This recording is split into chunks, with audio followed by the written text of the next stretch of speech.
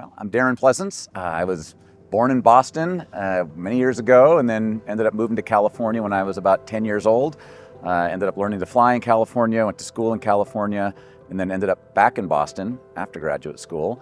And then now I'm back on the West Coast. I live in Bend, Oregon, in the process of finding a place to live in Frederick, Maryland. I've got my wife, Lisa, and we've been married for 26 years now. 2 kids. My son, Chris, is 25. My daughter's 22. Her name is Lauren. And we moved to Oregon originally because we love the outdoors. I love hiking, skiing, scuba diving, and of course flying. AOPA keeps flying safe, accessible, and fun by protecting your freedom to fly. We are the most trusted one-stop resource for all things related to general aviation. Become an AOPA pilot today. So my interest in aviation really started when I was 12 or 13 years old. I got into model airplanes like I think many people do, and that eventually evolved into an interest in fixed wing and full-scale aircraft. And I happened to live in a town that was close to an airport, so Livermore Airport in California. And so I started going to the airport every day after school. I would ride my bike out there. I was, by that time, 13 or 14. And as often happened, people saw a kid who liked airplanes, and I would sit out there with my radio and I'd listen to the pilots talking on the radio, and I would imagine what it would be like to be in those airplanes. And eventually people started seeing me and inviting me in to help them work on their airplanes, and in exchange for washing and waxing or changing oil or helping to gap spark plugs, I started getting rides in airplanes. Well, I soloed at 16, so I've been working up to that, and on my 16th birthday managed to have a day where the weather was good and I was ready. So on the day of the solo, it was actually in a Cessna 150. It's kind of funny how you remember these things, but 111 Lima November was the end number.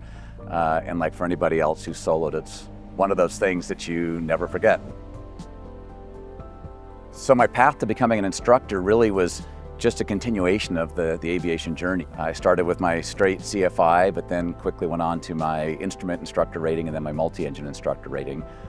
All that time I was in college, which was UC Santa Barbara, and I chose UC Santa Barbara because it was positioned right next to the Santa Barbara airport. So it allowed me to go to school during the day and then sneak away between classes and teach lessons. So yeah, by the time I was just about turning 19, I had all my ratings, and I would basically go down and teach multiple days a week, mostly primary to start with, but then eventually instrument, multi-engine.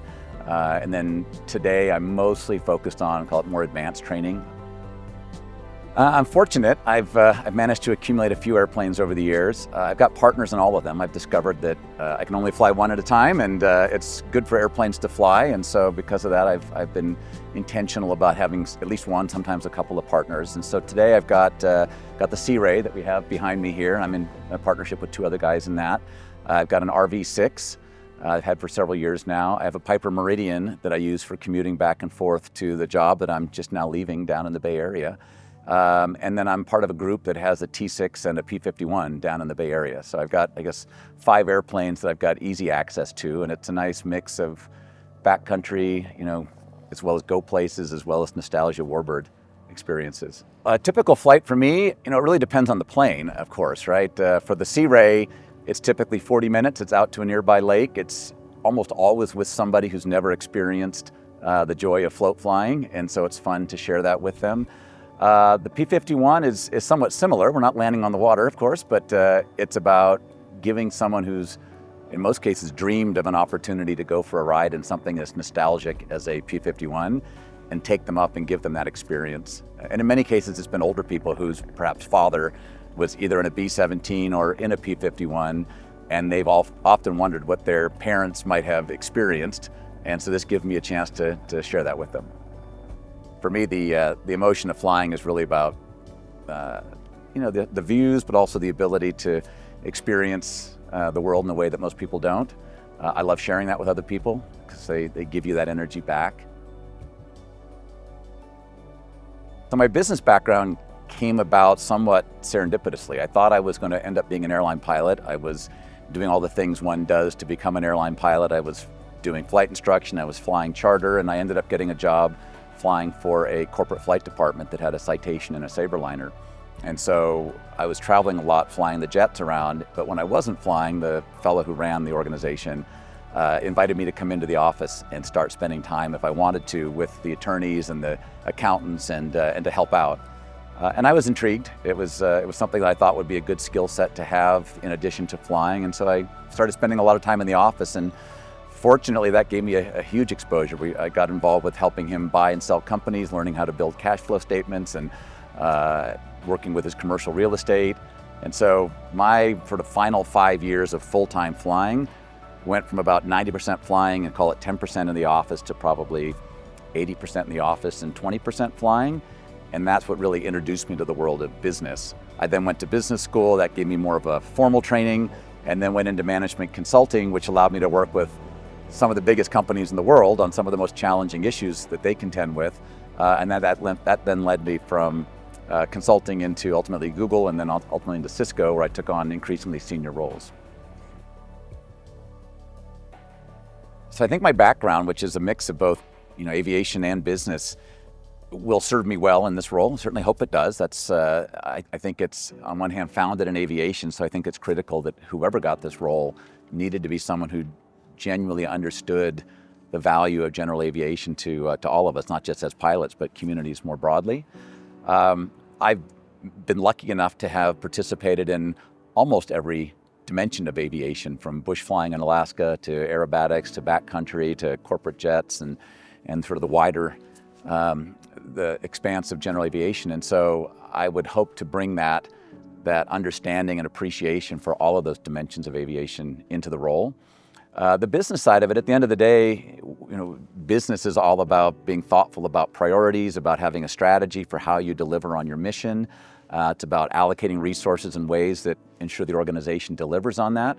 And AOPA needs to do that equally well. We need to be very good, and I think the organization's doing a great job now. And the next 10 years will undoubtedly come with its own set of challenges. And so being thoughtful about how we execute on our mission and how we deliver for the members in ways that add value and help get more people to care about general aviation, I think it matters immensely. And I think the experience in business combined with that experience in aviation will help me do that.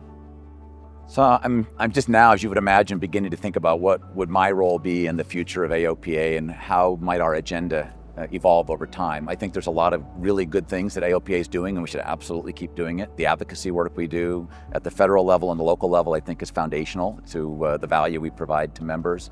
I think that the work we're doing around safety, of course, has to continue to go on. So I think there's a lot that's good and we should not change.